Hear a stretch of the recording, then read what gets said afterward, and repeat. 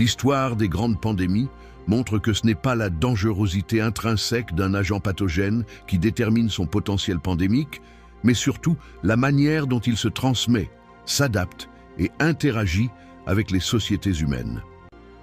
Les virus grippaux constituent l'exemple classique de pandémies récurrentes. Leur capacité à se transmettre efficacement par voie respiratoire, combinée à une forte variabilité génétique et à l'existence de réservoirs animaux, permet l'émergence régulière de nouvelles souches face auxquelles la population humaine est partiellement ou totalement naïve. Selon la souche, la gravité peut varier considérablement, mais même des formes relativement peu létales peuvent provoquer une pandémie du fait de leur diffusion rapide et massive. La pandémie de Covid-19 illustre particulièrement bien le rôle de la propagation silencieuse. Le SARS-CoV-2 s'est diffusé à l'échelle mondiale avant même d'être clairement identifié, en grande partie parce qu'il pouvait être transmis par des personnes asymptomatiques ou présymptomatiques.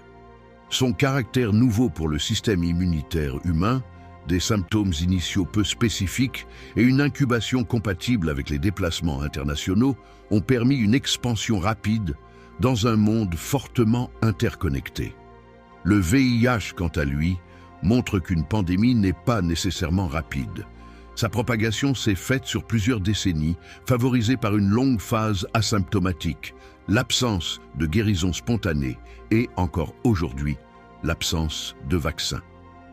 Bien que son mode de transmission ne soit pas respiratoire, son impact mondial durable en fait un exemple de pandémie lente mais profonde, tant sur le plan sanitaire que social. À l'inverse, certains agents très dangereux n'ont pas provoqué de pandémie mondiale. Le SARS de 2002-2004, bien que causé par un coronavirus nouveau, a été relativement bien contrôlé parce que les personnes infectées développaient rapidement des symptômes sévères, rendant l'isolement des cas plus efficace et limitant la transmission avant détection. De même, le virus Ebola, malgré une létalité élevée, reste généralement cantonné à des épidémies localisées en raison d'un mode de transmission par contact direct et d'une maladie rapidement identifiable, ce qui freine sa diffusion à grande échelle. Ces exemples montrent que les agents pandémiques partagent rarement une seule caractéristique déterminante.